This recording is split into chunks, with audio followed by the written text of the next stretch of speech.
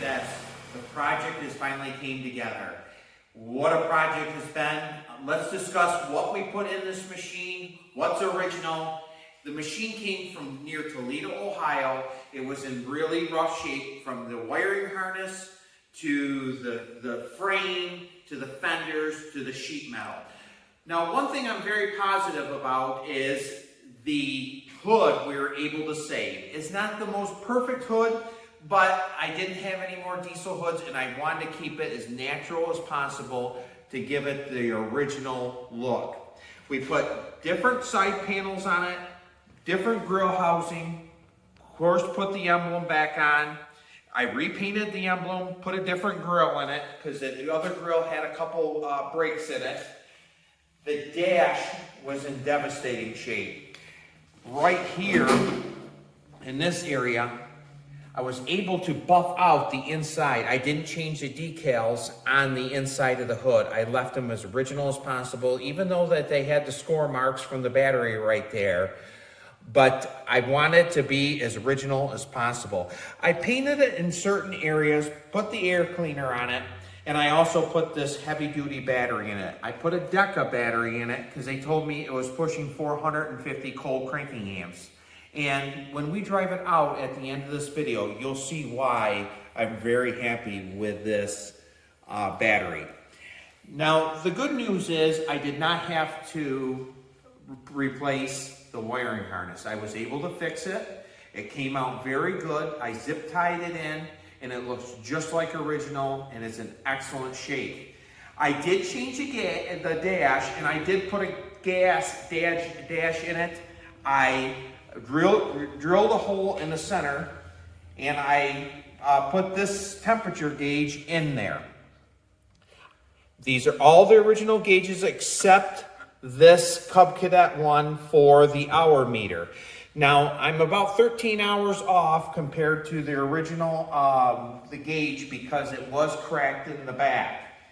But it came out very good. I put an extra hole in here for the Kubota glow plugs, and I put the oil light in there. She really came out well. I had a hard time with the knob. I had to redo the throttle and put a different knob on it because I did bust the other one taking it apart, but I believe it came out really good. Put a new decal on the tonneau cover. As you can see, the dash here is all good shape.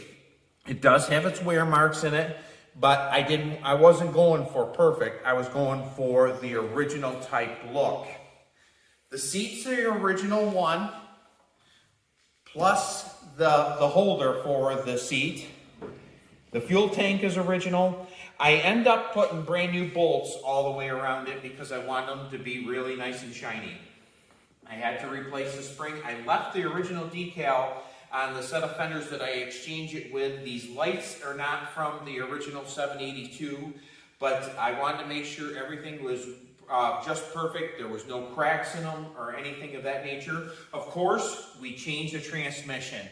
We no longer have the soft plug that was in here, and I'm very, very thrilled. We changed the tires because the tires that were on it had a few cracks in it, and the rims weren't awfully shiny, so I put different tires and I put different rims on it. So it turned out, in my opinion, very good. It looks very natural. I also put brand new floor mats on it. Changed the front tires, changed the front axle, and I believe it came out very, very well. Now, this machine is already sold. It's going to a gentleman in Cantanning, Pennsylvania. We made a deal. He wanted this 782, but the next project we have coming in, we have a Cub Cadet 800 that was in the book 50 Years of the History of Cub Cadet. It's a great, nice looking machine, and I can't wait to get it. So we made a deal. I knew that the deal when we picked it up near Toledo, Ohio was probably going to be going through. And it's all come together. The gentleman, when this is broadcasted on YouTube, this will already be at its new home. So let's put the hood down and we'll start it up. And just like we begun the project, we're going to take it out of the building. We'll restart it. I did not have to use the gear reduction starter. We'll see. She should start right up.